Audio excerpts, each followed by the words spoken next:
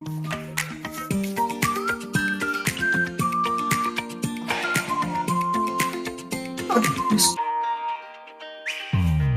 di sini siapa yang ngerasa laptopnya itu cepet banget panas?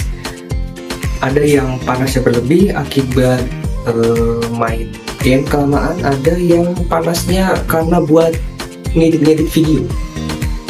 Nah, di video kali ini gue punya solusi buat itu semua. Kalian bisa cek video untuk solusinya di bawah ini yang jelas. Jangan lupa untuk subscribe terus channel gue.